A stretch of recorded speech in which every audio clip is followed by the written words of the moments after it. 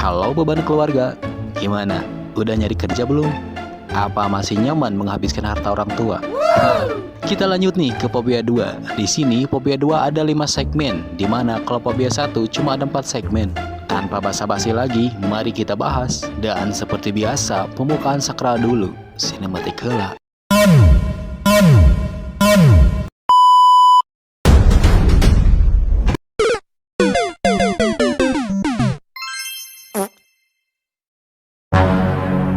Kisah tentang beranak kecil yang mendapat karma karena perbuatannya. Seorang bocah bernama P yang usianya masih remaja. Biasa mau di dia mah geng-gengan meren. Dia dibonceng temannya naik sepeda motor untuk merampok sebuah mobil. Di jalan yang sepi dan gelap, dan ketika ada sebuah mobil yang lewat, dia melemparkan sebuah batu dan mengenai kepala pengendara mobil tersebut yang membuat mobilnya keparit. Betapa terkejutnya Pei bahwa yang dia rampok ternyata ayahnya sendiri. Ayah Pei mati di tempat dan Pei nangis secegukan menyesali perbuatannya.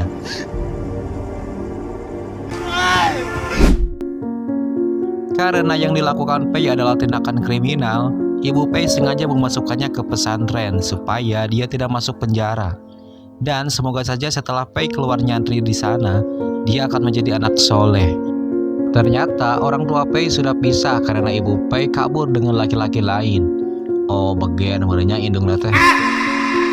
Suatu ketika Pei diajak oleh gurunya beserta biksu yang lain pergi ke kampung sebelah, yang dimana kampung tersebut sangat angker. Hantu banyak berkeliaran dan sering meneror warga. Jadi warga setiap hari sering membuat sesajen. Pei tidak sengaja menginjak sesajen dan dia sadar dia sudah ketinggalan rombongan.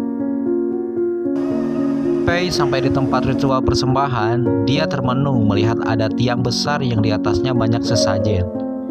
Bentar, bentuknya mirip lomba panjat pinang 17-an di kita ya. Jambe, jambe eta teh.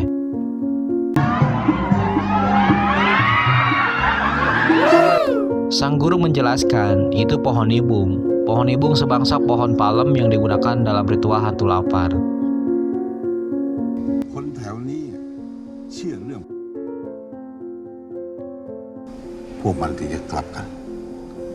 Tengah malam saat Pei gebar-gebar buku karena hareudang, tiba-tiba perut Pei merasa lapar.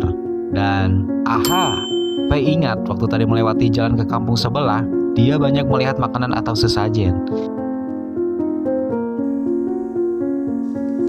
Dia mengambil mie lalu dimasaknya. Sompral si Amah Pei.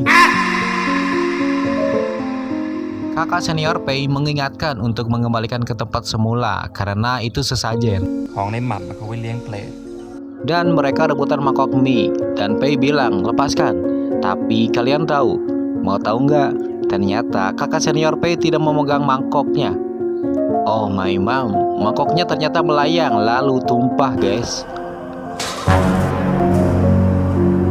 Lalu Pei kembali ke tempat ritual persembahan seorang diri. Kasihan si Amah Pei. Dia melihat sekeliling, tiba-tiba muncul dedembit jangkung setinggi tiang persembahan tadi.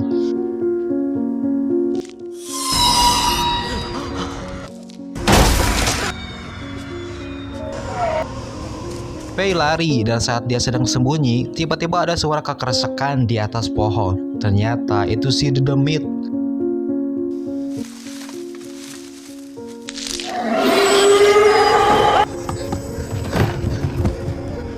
Lalu dia masuk ke kobong sambil ketakutan.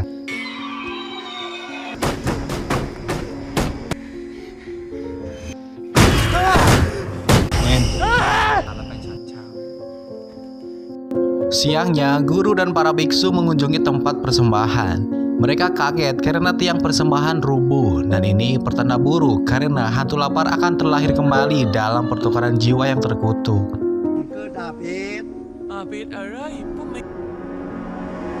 Pei merasa kesal karena dituduh sebagai penyebab dari semua ini. Dia melihat para biksu seperti sedang ngomongin dia. Lalu Pei menendang tempat air. Hayam pun ngegorong-korongok. Tiba-tiba sebuah kendi bergerak sendiri. Pei membuka kendi tersebut, ternyata di dalamnya ada toke dan ular sedang gelut. Mereka melihat Pei, lalu si ular melepaskan toke. Mungkin mereka terpesona melihat kekinclongan kepala si Pei yang lenang itu. Sang toke masuk ke jubah Pei yang disangkanya di dalam jubah Pei ada teman si toke. Lah, itu cacing bukan teman lu, Tok. Pei lari ke kobong sambil gegeletekan. Jika nama getek merenya hahaha. Ih, anjing geuleuh. Toke ada di punggung Pei lalu masuk ke jubah Pei lagi, dan Pei melepas jubahnya lalu menginjak Toke sampai matot alias mati total. Pei sudah tidak tahan lagi dengan situasi ini. Dia berniat pergi. Di jalan dia bertemu sang guru dan menyuruh dia tinggal semalam lagi.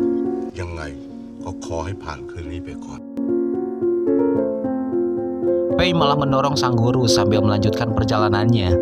Dan waktu di dalam hutan, dia dihadang oleh kakak senior yang menyuruhnya kembali. Tuh, daku senior mah nurut si Pei teh. Seperti anak zaman sekarang, mereka tidak takut sama guru dan orang tua, tapi mereka lebih takut kalau gak ada kuota. Dia dibawa ke sebuah goa untuk bermeditasi dan merenungkan kesalahan yang dilakukan di masa lalu. Meditasi juga bisa menjernihkan pikiran, katanya. Kakak senior berpesan, apa yang kamu lihat mereka tidak nyata. Dia memberikan sebuah buku lalu pergi meninggalkan Pei sendirian.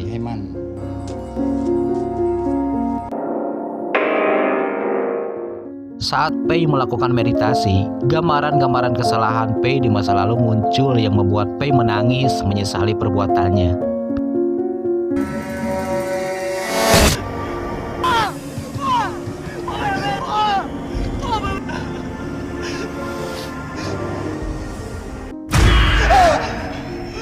Saat sedang husu-husunya, tiba-tiba banyak suara aneh menyeramkan terdengar yang membuat Pei sabaroting lah aing mah geus teu kuat cicing di dieu. Lalu Pei pergi meninggalkan gua tersebut. Di waktu yang bersamaan di kuil, guru dan para biksu yang lain melakukan ritual untuk mendoakan keselamatan Pei. Tiba-tiba benang keselamatan Pei putus dan sang guru bilang, Pei sudah tidak bisa diselamatkan lagi karena ini karma. Pei lari ke tengah hutan untuk mencari jalan pulang. Dia bergegas karena suara seram tadi mengikuti dia terus. Sampai di lahan kosong, suara pun berhenti dan Pei pun istirahat sejenak. Di semak-semak terdengar suara kekeresekan. Pei melempar batu ke sumber suara tersebut sambil bilang, "Siapa itu?"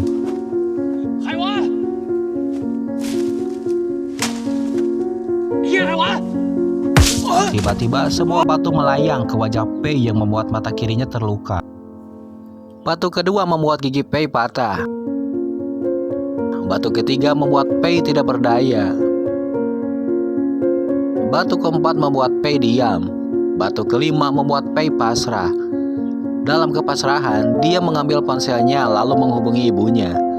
Dan dia meminta maaf kepada ibunya dan menyesali perbuatannya. Namun apesnya, sinyal di ponsel Pei butut yang membuat percakapan Pei ke ibunya tidak jelas. Pakai kartu apa sih si Pei ini? Butut pisan sinyalnya.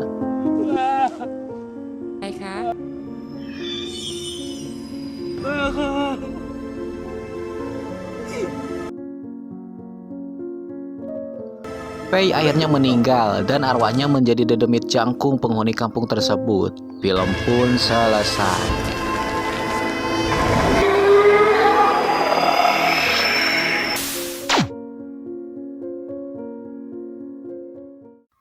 Pesan yang dapat kita ambil dari film ini adalah tabur tuai.